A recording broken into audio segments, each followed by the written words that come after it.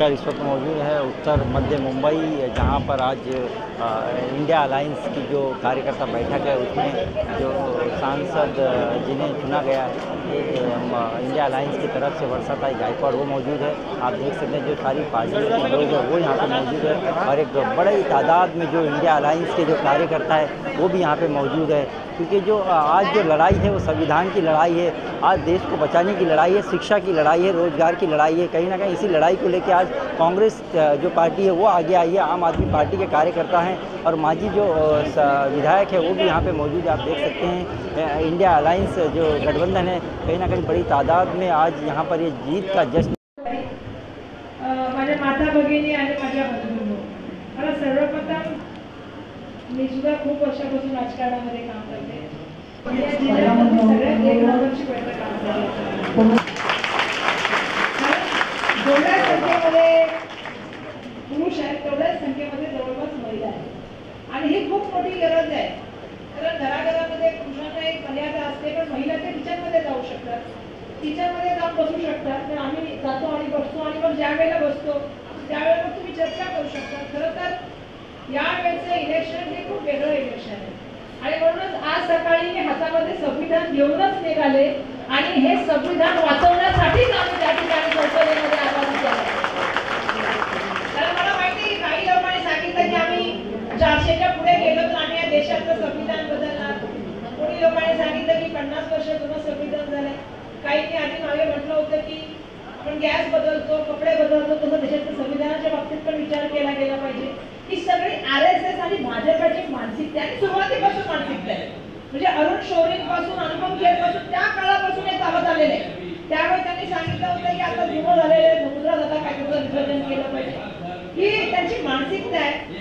कारण त्यांना या देशामध्ये समता बंधुता न्याय स्वातंत्र्य पसंतच नाही, त्यांना या देशामध्ये हुकुमशाही आणायची, त्यांना या देशामध्ये मनुवाद आणायचा आहे, त्यांना या देशामध्ये मला माहिती अराजकता आणायची आणि एक दहशतशाही आणायची आणि ही लढाई त्याच्या विरोधामध्ये आणि तुम्ही त्या लढाईचे खरे समर्थक आहात, त्याबद्दल मी तुमची मनापासून मी आता इथून येत होते, मी जसे रस्ता चुकले आणि असे घेऊन आले बघ इथे पोलिसांच्या गाड्या आहेत एवढ्या उभ्या, तर मी पहिल्यांदा म्हटलं की माझ्या सुरक्षेसाठी आलेला मला कधी दिसला नाही आजपर्यंत, कारण मी 4 वेळा निवडून आलेले आहेत, 2 वेळा मंत्री राहिलेले आहेत, तर तुम्हाला माझ्यावर मला बॉडीगार्ड पण कधी दिसणार नाही आणि पीएम पण तुम्हाला कधी दिसणार नाही, वर्षा काय पण 31 सक्षम आहे। तर मी आज एवढ्या गाड्या बघितल्या, बाहेर यायला विचारलं म्हटलं की गाड्या काय आपल्यासाठी उभ्या आहेत? नाही ते समोरच्या कोणाचं तरी ऑफिस आहे, त्यांच्या गाड्या त्यांच्या सुरक्षेसाठी उभी आहे, आता कॉन्फिडन्स उभी आहे आणि तुमची दहशत किती आहे? दहशत आहे तुमची, दहशत अशी आहे की दुर्दैवाने आज अशी परिस्थिती आहे की माजी मुख्यमंत्री राहिल्या व्यक्तीला जेवढं संरक्षण नाही तेवढं या गद्दारांना संरक्षण दिले, कारण भीती आहे। म्हणजे एवढं याच्यामधूनच तुम्हाला समजत असेल की काय वातावरण लोकांना बिलकुल ते आवडलेलं नाही। तुम्ही बघा भाजपाचे रथ गेले की बाबा ह्यांना मतदान करा, लोकांनी सांगितलं की तुम्ही याच्यामध्ये सरकार द्यायला पाहिजे होतं, मोदी का लिहिलं, ही व्हिडिओ बघा, काही लोक मतं मागायला गेले, लोकांनी सांगितलं तुम्ही बघाल ना आता हे काय आहे, हे सगळं सोशल मीडियामध्ये फिरतं, तुम्हाला कुठल्याही चॅनलवरती किंवा कुठल्याही न्यूजमध्ये तुम्हाला दिसणार नाही आणि आता असं झालंय की लोक टीव्हीचे चॅनल पण बघायला तयार नाही, लोक त्याच्यापेक्षा युट्यूबचं चॅनल बघतात, लोक त्याच्यामध्ये बघतात निखिल बाबांना बघतात, त्याच्यामध्ये काय म्हणतात त्यांना किशोरभाई चौधरींना बघतात, असित सरोदेंना बघतात, असे खूप आहेत, रवीश कुमारला बघतात, ध्रुव राठीला बघतात, पण लोक चॅनल बघत नाही। ही परिस्थिती कोणामुळे आली असेल तर नरेंद्र मोदींच्या मोदीमुळे आलेली आहे। आणि आज एवढ्या मोठ्या प्रमाणामध्ये सातत्याने प्रोपगंडा करायचा, म्हणजे या आम्ही परवा एक व्हिडिओ बघितला त्याच्यामध्ये ते प्रश्न विचारतात श्री कठीण डिसिजन कशा घेता, अक्षय कुमार। मुंबई माइनॉरिटी के अध्यक्ष हाजी इब्राहिम साहब हमारे साथ आइए हम बात करते हैं। आज बैठक हुई है, क्या कहना चाहेंगे? और इंडिया अलायंस के सभी नेता इधर दिखाई दिए, पदाधिकारी दिखाई दिए, क्या कहना चाहिए? आप देख रहे हैं पूरे मुंबई के अंदर लहर दौड़ी हुई है इंडिया आघाड़ी की।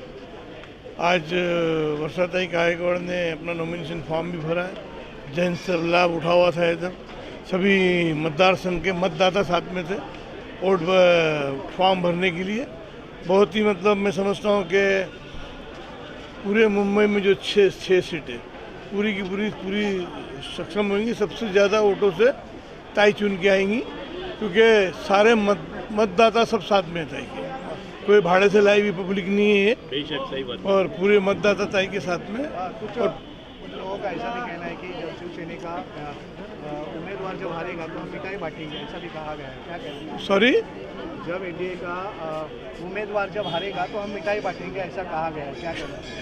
अच्छा। शू इंडिया आघाड़ी का उम्मीदवार हारेगा तो? अरे हारने की बात ही, हार तो वो रहे। एक गायक ने कोई गाना गाया है ना, लाख छुपाओ छुप न सकेगा राज हो जितना गहरा, दिल की बात बता देता है असली नकली चेहरा। चेहरे को देखो उनके, अब चेहरे को पढ़ो, क्या हालत है। 182 सीट का इलेक्शन हुआ 2 चरण में, उसमें बहुत से बहुत 60 सीट भारतीय जनता पार्टी की आ रही, बाकी टोटल सीट इंडिया आघाड़ी की आ रही। उनको घबराहट हो गई है, तो उनको कैंडिडेट नहीं मिला लड़ाने के लिए। अब मिठाई कहाँ से खाए के लिए? 400 पार का नारा दिया जा रहा है एनडीए का, हाँ। क्या कहेंगे? 405 क्या, मैं बोलता तो 105 भी नहीं होंगी उनकी, लिख लेना आप मेरी बात। आदमी नहीं फॉर्म भरने के उनके पास। क्या इस बार पिक्चर बदलेगा, चित्र बदलेगा?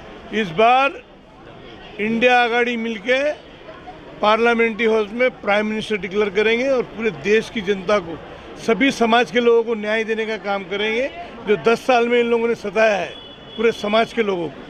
उनका विरोधियों का कहना है कि उम्मीदवार घोषित करने के लिए इतना वक्त लगा, क्या कारण है? किधर का उम्मीदवार घोषित करने के लिए वक्त लगा? हम लोग को कोई वक्त नहीं लगा, उन लोग को वक्त लग रहा है।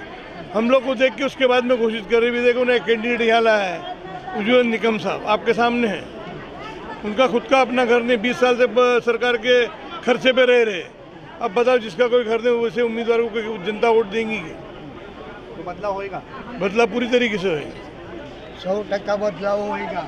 और मेरी लोगों से गुजारिश है कि अपने जो बाबा साहब अम्बेडकर ने एक वोट का अधिकार दिया है, उसका सही इस्तेमाल करें, क्योंकि 300 रुपये का जो बाटला था वो 1100 रुपये हो गया। जाके पूरी ताकत से वर्षा गायकवाड़ को पंजे के ऊपर वोट दे के, सारे शिवसेना वाले लोग से भी मेरी गुजारिश है कि सबको अपन बताए कि आज ये पंजे के ऊपर वोट डालने का है और पूरी ताकत से वोट डाले और चुन के लाने का।